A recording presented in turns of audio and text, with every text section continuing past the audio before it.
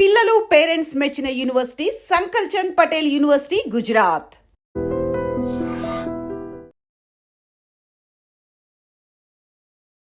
I dream ప్రేక్షకులకు నమస్కారం.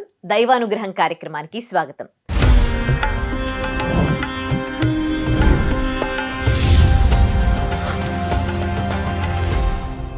మనకి మార్చి 3వ తేదీ సంపూర్ణ చంద్రగ్రహణం వస్తుంది. మరి చంద్రగ్రహణం వస్తుంది అనగానే ఆ రోజు ఏం చేయాలి, ఏం చేయకూడదు అని చాలామంది భయపడుతూ ఉంటారు.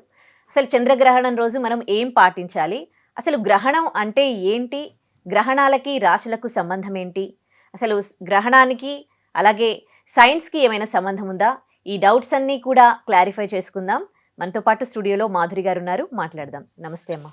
నమస్తే ఉదయశ్రీ. సో గ్రహణం వస్తుంది అంటే చాలు ఇంకా ఒక్కొక్కరు ఒక్కోలా చెప్తూ ఉంటారు. ఈ టైంకి గ్రహణం ఉంది, మీరు ఇది చేయాలి అది చేయొద్దు అని.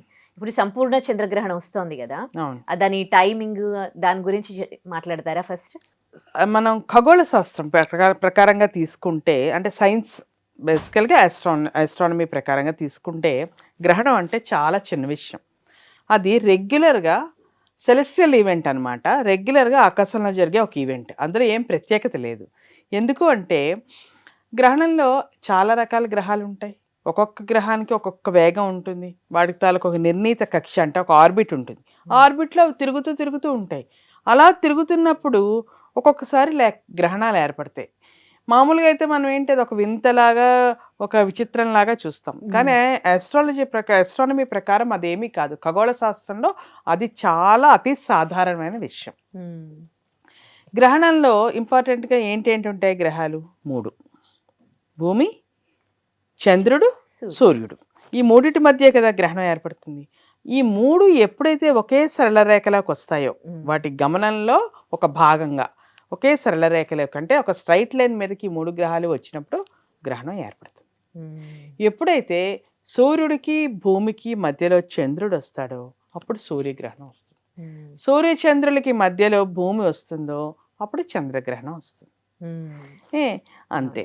అయితే ఈ గ్రహణాలు ఒక్కొక్కసారి కొంచెం 1 నెల 2 నెలలు తేడాలు రావచ్చు, ఒకసారి 6 నెలలకి 3 నెలలకి అట్లా రావచ్చు. నార్మల్గా సంవత్సరంలో ఒక 2 గ్రహాలు ఉండే అవకాశం అయితే ఉంది.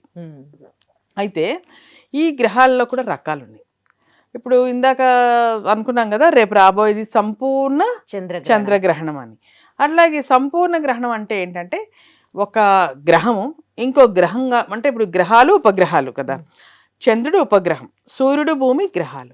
ఒక గ్రహం ఇంకొక ఉపగ్రహం కానీ లేకపోతే ఇంకో గ్రహం కానీ ఇంకో గ్రహాన్ని పూర్తిగా కప్పివేసిన, సగం కప్పివేసిన, లేకపోతే అలాగ ఆ 3 ఒకే స్ట్రైట్ లైన్లోకి వచ్చినప్పుడు ఒకటి అస్పష్టంగా కనిపించిన దాన్ని గ్రహణం అంటాము. అలా పూర్తిగా కప్పివేయబడినప్పుడు వచ్చేదే సంపూర్ణ గ్రహణం. ఒక గ్రహం ఇంకో గ్రహం చేత పూర్తిగా కప్పివేయబడితే అది సంపూర్ణ గ్రహణం అవుతుంది.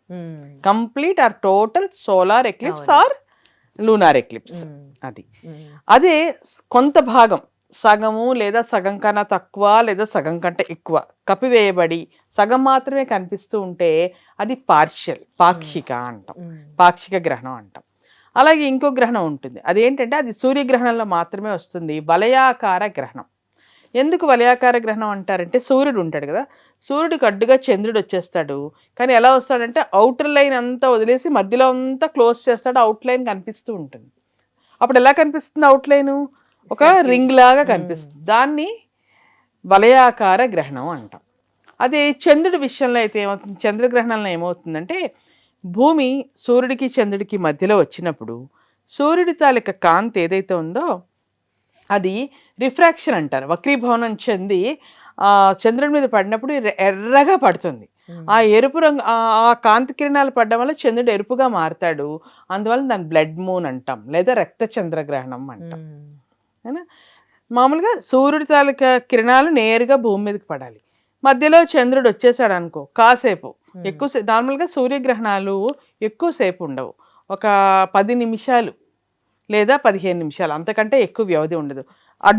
చంద్రుడు అడ్డు పెడతాడు కదా, ఆ అడ్డు పడినప్పుడు ఆ నిమిషం, ఆ టైం కొంతసేపు మాత్రము ఆ సూర్యకిరణాలు భూమికి రావు, ఆ టైమే మనం గ్రహణం అంటాం. మామూలుగా ఏంటి ఎలా తిరుగుతాయి గ్రహాలు? భూమి తన చుట్టూ తాను తిరుగుతూ ఉంటుంది, సూర్యుడి చుట్టూ తిరుగుతుంది కదా. చంద్రుడు ఏం చేస్తాడు? భూమి చుట్టూ తిరుగుతూ ఉంటాడు. ఇది ఇలా తిరుగుతున్నప్పుడు ఈ గమనంలోనే మనకి రాత్రి పగళ్ళు, 6 ఋతువులు, కాలాలు అన్నీ ఏర్పడతాయి. అలా 6 రివల్యూషన్ అండ్ రొటేషన్లో భాగమే ఈ గ్రహణాలు కూడా. ఇందులో ఏమీ వింతలేదు. ఇది సైంటిఫిక్ అప్రోచ్. ఇక సైన్స్ ప్రకారంగా ఇది. ఇక మనము గ్రహణం అనే దాని గురించి చూసుకుంటే పురాణ నేపథ్యం కూడా ఉంది దీనికి. ఏంటి పురాణ నేపథ్యం అంటే ఒక కథ చెప్తారు మనకి. రాక్షసులు, దేవతలు అమరత్వం కోసం అమృతాన్ని తెచ్చుకోవాలి అనుకున్నారు, తాగాలి అనుకున్నారు. అమృతం తాగితే ఇంకా అమరులు అయిపోతారు కదా, వాళ్ళకి చావు ఉండదు, వృద్ధాప్యం ఉండదు, ఏముండదు. అయితే అమృతం ఎక్కడ వస్తుంది అన్నప్పుడు ఏం చేశారు? క్షీరసాగరాన్ని మథించారు. ఆ క్షీరసాగరాన్ని మథించినప్పుడు ఏం చేశారు? ముందుగా శ్రీ మహావిష్ణువు కూర్మ అవతారంలో సముద్ర ఆచ్ఛాదనగా కింద ఉన్నాడు. అతని పైన మందర పర్వతాన్ని తీసుకొచ్చి పెట్టారు. ఆ తర్వాత సర్పరాజు అయిన వాసుకిని తీసుకొచ్చి ఒక తాడులా కట్టారు. ఒకవైపు రాక్షసులు, ఒకవైపు దేవతలు ఆ సముద్రాన్ని చిలికారు. అలా మథించిన కొద్ది రోజుల తర్వాత ముందు ఏమి పుట్టింది? హాలాహలం పుట్టింది. హాలాహలం లోకహాని దృష్ట్యా పరమేశ్వరుడు తీసుకొని గొంతులో పెట్టుకున్నాడు కదా. ఆ తర్వాత శ్రీ మహాలక్ష్మి ఉద్భవించింది. ఆ తర్వాత 14 రత్నాలు వచ్చాయి. ఐరావతం, ఉచ్చస్రవం, ఇంకా చాలా చాలా కౌస్తుభం, నందకం చాలా వస్తూ చివరిలో ధన్వంతరి అమృతాన్ని పట్టుకుని వచ్చాడు. ఈ అమృతాన్ని ఇద్దరికీ కావాలి, అమృతం రాక్షసులకి. మరి వాళ్ళు కూడా వీళ్ళతో పాటు ట్రై చేశారు కదా అమృతం రావడానికి, వాళ్ళు కూడా కష్టపడ్డారు కదా, మరి వాళ్ళిద్దరికీ రావాలి. కానీ వాళ్ళకి ఇచ్చేస్తే, వాళ్ళు కనుక అమృతం తాగేస్తే, వాళ్ళకి అమరత్వం వచ్చేస్తే పరిస్థితి ఏంటి? లోకానికి చాలా హాని కదా. అందుకని ఏం చేశాడు శ్రీ మహావిష్ణువు? ఒక ఉపాయం ఆలోచించి అతని జగన్మోహిని అవతారం ఎత్తి ఒకవైపు అంతా రాక్షసుల్ని, ఒకవైపు అంతా దేవతల్ని కూర్చోబెట్టాడు. అతని మోహిని అవతారంలోని అందమైన స్త్రీ రూపం, జగన్మోహిని అంటే అంటే ప్రపంచ సుందర అనుకో, అంత అందమైన రూపంలో ఉంటూ దేవతలకేమో అమృతం పోస్తున్నాడు. ఈ రాక్షసులు అతను చూస్తూ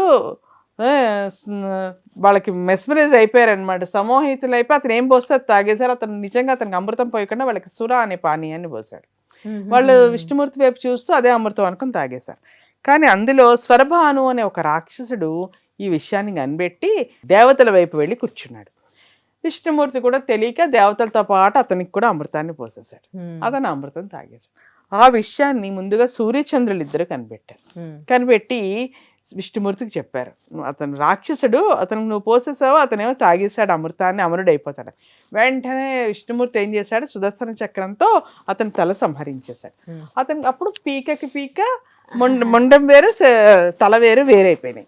అయిపోతే ఏమైంది? తల భాగం రాహువు, మొండం భాగం కేతు అయింది. అందుకనే ఆ రాహుకేతువులకి సూర్యచంద్రులు అంటే కోపం, పట్టించారు కదా మరి. అందుకని ఎప్పుడు అవకాశం దొరికినా అప్పుడు సూర్యచంద్రులు ఇద్దరిని మింగేస్తూ ఉంటారట. అది గ్రహణానికి చెప్తారు. కానీ రాహుకి పీకి ఇక్కడ వరకే ఉంది కదా, నోట్లోంచి మింగుతాడు, పీకలోంచి మళ్ళీ బయటకు వచ్చేస్తాడు. మరి మొండం లేదు కదా. ఆ కొద్దిసేపు ఎక్కడైతే ఈ పీకలో అతను ఉండిపోయాడో ఆ కొద్దిసేపే మనం గ్రహణం అంటాం.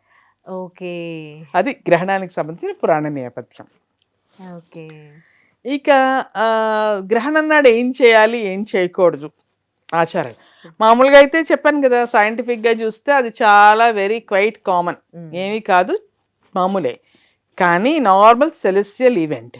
అదే మనం పురాణంగా చూస్తే ఏమంటారు? అది చాలా అశుభం కింద భావిస్తారు కదా, అశుభం అని అశౌచం. అందుకని ఏం చేస్తారు? ఇంతకు ముందరలో అమ్మ కొన్ని వర్గాల వాళ్ళకి మాత్రమే గ్రహణం గురించి పూర్తి అవగాహన ఉండేది, పూర్తిగా తెలిసి ఉండేది.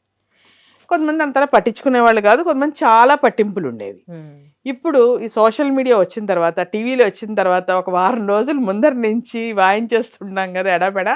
అందుకని ప్రతి వాళ్ళు కొంచెం భయం కూడా పడేవాళ్ళు కొందరు, గుర్తుపెట్టుకొని ఖచ్చితంగా పాటించే వాళ్ళు కొందరు, రకరకాలు ఎవరికి తోచినట్టు ఎవరికి వీలైనట్టు వాళ్ళు చేస్తున్నారు. అయితే ఇంతకు ముందర ఏంటంటే గ్రహణం, కొంతమంది ఉంటారు పట్టు స్నానం, విడుపు స్నానం 2 చేస్తారు. అంటే గ్రహణం పట్టిన టైమింగ్స్ ఇస్తారు కదా, ఈ టైం నుంచి ఈ టైం ఉంటుందని. మరి అర్ధరాత్రి అయితే కాదు. కానీ ఇంకొక విషయం ఏంటంటే సూర్యగ్రహణాలు ఎప్పుడు అమావాస్య నాడే వస్తాయి.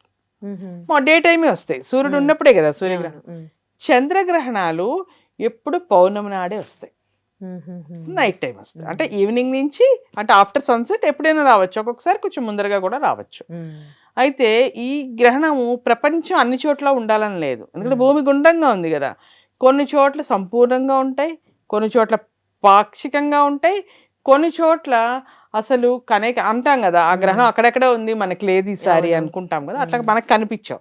గ్లోబ్కి అవతల సైడ్ ఉన్న కంట్రీలో గ్రహణం పట్టింది అనుకో, యువతల సైడ్ ఉంది మనకు అది కనిపించదు కదా, కాబట్టి మనకు అవసరం లేదన్నమాట అది. అయితే పట్టు స్నానం విడుపు స్నానం చేస్తారు, అంటే కరెక్ట్గా అంటే మిడ్ నైట్ రాత్రి 12 గంటలకు కూడా ఒక్కొక్కసారి గ్రహణాలు పడతాయి, చంద్రగ్రహణాలు. అప్పుడు లేచి స్నానం చేయలేం కదా, అలాంటప్పుడు కాదు. కానీ మనకు అవకాశం రాత్రి 9 లోపు ఎప్పుడు పట్టినా చాలా మంది ఇప్పటికీ కూడా పట్టు స్నానం అని చేస్తారు, చేసి విడుపు స్నానం కూడా చేస్తారు.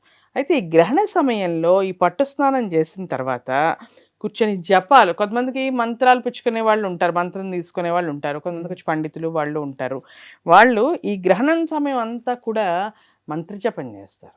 మా తాతగారు చేసేవాళ్ళు. ఎందుకంటారంటే అలా చేయడం వల్ల ఆ సమయానికి చాలా శక్తి ఉంటుందంట. ఏవైతే మనం మంత్రాలు పూజలు చేస్తామో అవి ద్విగుణీకృతం అవుతాయి, అంటే మల్టిపుల్ అవుతాయి. నువ్వు ఒకసారి చదివావు అనుకో 100 సార్లు చదివినట్టు, 100 సార్లు చదివావు అనుకో 1000 సార్లు చదివినట్టు మల్టిపుల్ అవుతాయి అన్నమాట, విశేషంగా యోగిస్తాయని చెప్తారు. ఆ తర్వాత విడుపు స్నానం చాలా మంది చేస్తారు, మనం అందరం కూడా విడిచిన తర్వాత స్నానాలు చేస్తాం కదా. అక్కడ ఏం చేస్తారు, ఈ గ్రహణం టైంలో ఆహార పదార్థాలు ఏవి తినకూడదు అంటారు. ఎందుకంటే ఆ సమయంలోనంట గ్రహణ వాతావరణంలో విషతుల్యమైన వాయువులు రిలీజ్ అవుతాయట. అందువల్ల ఆ వాయువులన్నీ రిలీజ్ అవ్వడం వల్ల అవి ఆహార పదార్థాల మీద గనక పడి వాటికి తగిలితే అవి మనం తినడం వల్ల మనకి చాలా, అంటే దాంట్లో పాయిజనస్ అవుతాయి అవి, ఆ ఫుడ్ అది మనం తినడం వల్ల మంచిది కాదు అని. అలాగే కొన్ని కొన్ని ఉంటాయి, ఇప్పుడు నిల్వ పచ్చళ్ళు ఏంటవి పెరుగులు పాలు ఇలాంటివి ఉంటాయి, వాటి మీద ఏం చేస్తారంటే దర్బలు వేసుకుంటారు. దర్బ ఎందుకంటే దర్బ చాలా పవిత్రమైనది. పవర్ ఉంటుందా? పవర్ ఎందుకంటే దాన్ని పవిత్రమైన కార్యక్రమాల్లో వాడతారు, అన్నిటికీ వాడరు కదా దర్బని. కుసగడ్డ అంటారు దాన్ని, ఏంటంటే ఎక్కువ పితృకార్యాల్లో వాడతారు, యజ్ఞాలు యాగాలు చేసినప్పుడు వాడతారు. అది బాగా డ్రైగా ఉంటుంది, దాన్ని ఏమి ఏ యానిమల్స్ ముట్టుకోవు దాన్ని, ఎందుకంటే దాని ఎడ్జెస్ అవి చాలా గట్టిగా షార్ప్, మనం పొరపాటుగా ఇలా తీసామంటే చేయి కట్ అయిపోతుంది. సో అది చాలా పవిత్రమైనది, అందువల్ల అది వేస్తే అది ఏవైతే ఈ విషవాయువులు అవి వచ్చి వాటిలోకి వెళ్ళకుండా అడ్డుకుంటుందని నమ్ముతారు. తర్వాత ఈ గ్రహణము, సూర్యగ్రహణము ఎప్పుడు కూడా ఎక్కువసేపు ఉండదు, 10 నుంచి 15 నిమిషాలే ఉంటుంది, అంతకన్నా ఎక్కువ ఉండదు. చంద్రగ్రహణం అయితే లాంగ్ లాస్ట్ చాలా సేపు ఉంటుంది, 2-3 గంటలు కూడా ఉంటుంది. సూర్యగ్రహణాన్ని నేరుగా కళ్ళతో ఎప్పుడు చూడకూడదు, ఎందుకంటే అందులో ఉండే యూవీ రేస్ ఉన్నాయి కదా, అవి రెటినాని కాలిపేటట్టు చేస్తాయట.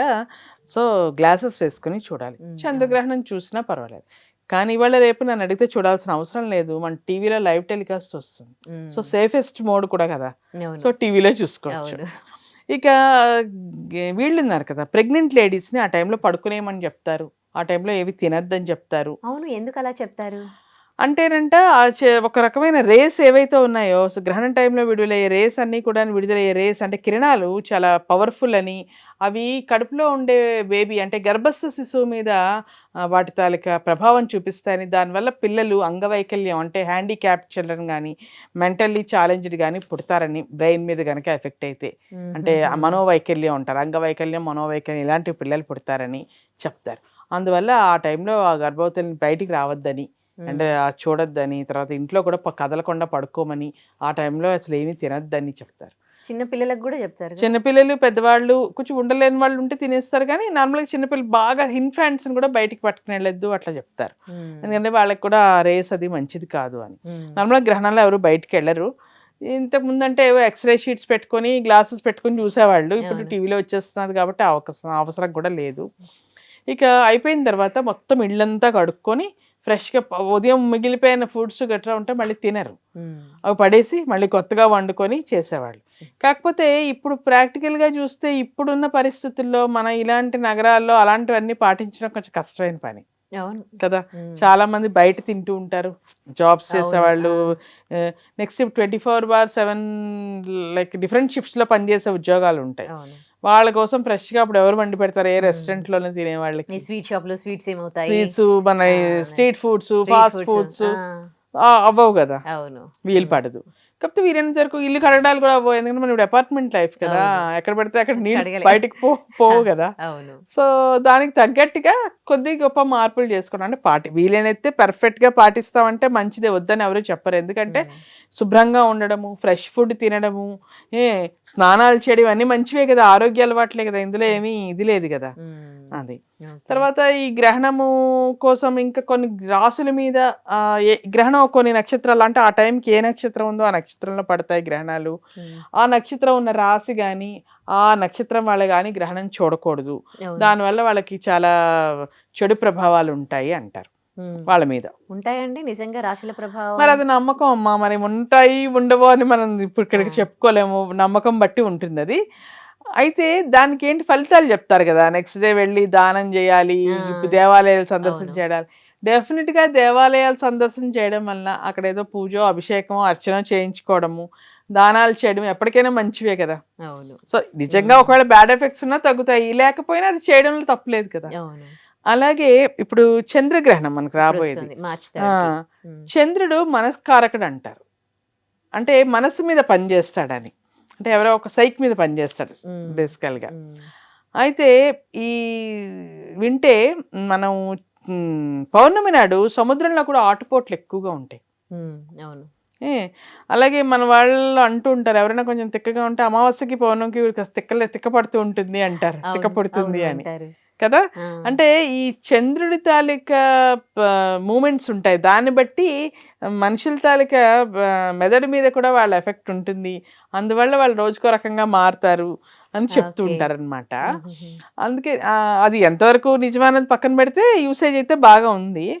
ఇక మనము చంద్రగ్రహణము లేకపోతే ఏ పౌర్ణమైనా, గ్రహణం పట్టిందనే కాదు, గ్రహణాలు ఎప్పుడు పౌర్ణమి నాడు వస్తాయి చంద్రగ్రహణాలు. మనము సాయంకాలం పూట ఎప్పుడైనా కూర్చొని లలితా సహస్రనామ పారాయణ చేసుకోవడం చాలా విశేషమైన ఫలితాలను ఇస్తుంది. గ్రహణం టైం కా? గ్రహణం అని కాదు, ఎనీ పౌర్ణమి. గ్రహణం అయితే మరీ మంచిది, ఎందుకంటే గ్రహణం టైంలో ఎలాగా మిడ్ నైట్ పట్టట్లేదు, కాస్త ఈవినింగ్ మంచి టైంలోనే 3 to 6 ఏమో కదా ఈసారి గ్రహణం, మనకి 3:40 ఎంత ఉండి 6:40 6:58 వరకు ఏమో ఉంది. ఆ టైంలో లలితా పారాయణ చేయడం వలన ఎప్పుడైనా దైవ నామస్మరణ మనకి మంచిగానే ఫిజికల్ గా మెంటల్ గా అన్ని బెనిఫిట్స్ ఇస్తుంది కదా. సో గ్రహణం టైంలో చేయడం వల్ల బెనిఫిట్స్ అన్ని మల్టిపుల్ అవుతాయి కదా. సో అది మంచిది, అలా చేసుకోవచ్చు. స్నానం చేయొచ్చు విడిచిన తర్వాత, ఆ తర్వాత మిగతా ఫ్రెష్ గా వండుకొని తినచ్చు, ఇవన్నీ మంచివి. ఇక రాశి ఫలితాలు, నెక్స్ట్ డే దేవాలయ సందర్శన కూడా చాలా మంచిది. ఏమాత్రం అవకాశం ఉన్నా వీలున్నా దేవాలయానికి వెళ్ళడము, ఇలా ఏమైనా మన ఇంకా దానాలు అనేవమ్మా మన శక్తి కొద్ది, మనం ఎంత చేయగలగమో అంత చేయొచ్చు, దానిలో ఏమి రిస్ట్రిక్షన్స్ లేవు, ఇంతే చేయాలని కూడా లేదు, అలా చేయొచ్చు. గ్రహణం టైంకి ఈ పనులు చెయ్యొద్దు అని ఏదైనా ఉందండి? ఈ పనులు చేయొద్దు అంటే ఫస్ట్ భోజనం చేయొద్దు అంటారు, ఆ టైంలో అన్ని తినద్దు తాగద్దు అని చెప్తారు, అది మెయిన్. నార్మల్ గా వీలైనంత వరకు బయట కూడా తిరగద్దు అంటారు, మధ్యాహ్నం పూట ఎండలోని అది తిరగడం మంచిది కాదంటారు, ఇంట్లోనే కూర్చోండి ఎక్కడ బయటకు పోవద్దు అంటారు. ఆ రెండు రిస్ట్రిక్టెడ్. ప్రెగ్నెంట్ లేడీస్ కి ఎక్కువ ఉంటాయి, కాకపోతే వాటికి ఏమి సైంటిఫిక్ ఎవిడెన్సెస్ అయితే లేవు, కేవలం ఆచార సాంప్రదాయం ప్రకారం చెప్పే మాటలే అవి, అంతే. ఒకవేళ ఇంట్లో అయితే పూజ ఎలా చేసుకోవాలి? మళ్ళీ విగ్రహాలన్నీ కడుక్కుని అట్లా ఎలాగా మనం గ్రహణం అయిపోయాక కడగాలి కదా పూజ గది, రాత్రి ఇల్లంతా కడుక్కుంటావా, నెక్స్ట్ డే పూజ గది అంతా శుభ్రం చేసుకొని విగ్రహాలన్నీ కడుక్కుంటే గానీ మళ్ళీ నెక్స్ట్ పూజకి పనికిరావు. చాలా వరకు ఆలయాలు కూడా గ్రహణ సమయాల్లో మూసేస్తారు, నెక్స్ట్ డే సంప్రోక్షణ చేసాక మళ్ళీ నెక్స్ట్ నిత్య పూజా కైంకర్యాలన్నీ మొదలవుతాయి. కాబట్టి ఒకసారి గ్రహణం వచ్చింది అంటే అవన్నీ అంటే అశుభం కింద కదా చూస్తారు గ్రహణాన్ని, సో అవన్నీ మనం మళ్ళీ కడిగి అంతా చేసుకుంటేనే నెక్స్ట్ పూజకి పనికొస్తుంది. ఇప్పుడు ఈ గ్రహణం టైంలో పాటించాల్సినవన్నీ కూడా అన్ని గ్రహణాలకు ఒకేలా ఉంటాయా, లేకపోతే ఒక్కో గ్రహణంకి? లేదు, అన్నిటికీ ఒకేలా ఉంటాయి, సేమ్ కామన్. కాకపోతే ఏ రాశిలో పట్టింది ఏ నక్షత్రంలో పట్టింది అనే వాళ్ళకి స్పెసిఫిక్ గా చెప్తారు, మీరు అస్సలు చూడకండి అని. దానాలు అవి కూడా వాళ్ళకి స్పెసిఫిక్ గా చెప్తారు తప్ప జనరల్ గా ఫాలో అయ్యే ఇవన్నీ కూడా సేమే ఉంటాయి అన్ని గ్రహణాలకి కూడా. ఈ రాశిలో పట్టింది కాబట్టి ఈ రాశుల వారికి వాటిపైన ప్రభావం వాళ్ళకి ఇలా ఉంటుంది, వాళ్ళు ఆ గ్రహణం చూడొద్దు, వాళ్ళు వెళ్ళి ఈ ప్రళనదేవో ఇస్తారు ఆ దానాలు చెయ్యండి అలా చెప్తారు. నార్మల్ గా చంద్రగ్రహణం అయితే ఏం చెప్తారు, చంద్రుడు తెల్లనివన్నీ చేయమంటారు, లైక్ బియ్యం దానం చేయండి, ముత్యం దానం చేయండి, వెండి వస్తువులు దానం చేయండి, వెండితో తయారు చేసిన చంద్రబింబం దానం చేయండి, పాలు దానం చేయండి, అంటే తెలుపు, బేసికల్ గా తెలుపు. అదే సూర్యుడు అంటే అన్ని ఎరుపు చెప్తారు, అలాగనమాట. ఓకే. ఇప్పుడు కూడా చెప్తూ ఉన్నారు వెండి వెండి పాము అవి దానం వెండి చేయండి పాము బ్రాహ్మణులకి. గాని అంటే మరి పాము రూపంలో కదా రాహుకేతువులు ఉండి మింగుతారు, అందుకని ఆ. పాము అంటారు.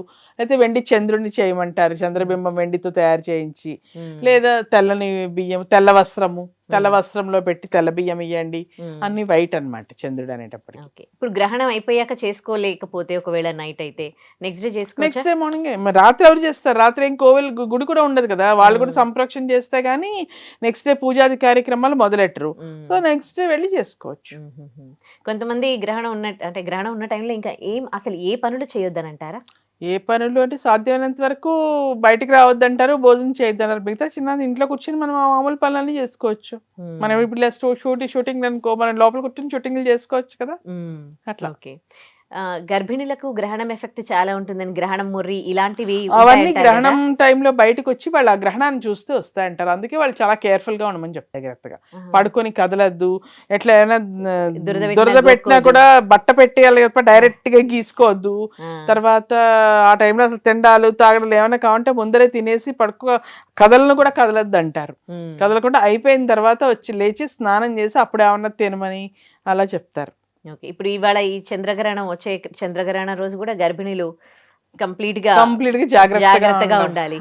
ఓకే. ఇంట్లో వాళ్ళందరూ వాడిని చాలా నిఘా పెట్టి చూస్తుంటారు అనమాట, ఎక్కడ కదిలేస్తున్నారా, ఏమన్నా తినేస్తున్నారా అని. Right. Thank you so much అమ్మా, మా గ్రహణం గురించి అవగాహన Thank you. కల్పించారు. దీన్ని తవ్వండి, తవ్వుతూనే శివలింగం. పరమాత్మకు జీవా సరే దాన్ని అట్లా కప్పేసేయండి, చూపించదండి. Krishna is there. మూర్తి పూజ కాదు, సాక్షాత్ బ్రజేంద్ర నందన భగవాన్ ఉన్నారు మూర్తిలో. ఏమీ ఆశించకుండా ఆరాధించే వాళ్ళు కూడా ఉన్నారా ప్రభుజీ? నిజమైన భక్తి అంటే మనకు తెలియదు కాబట్టి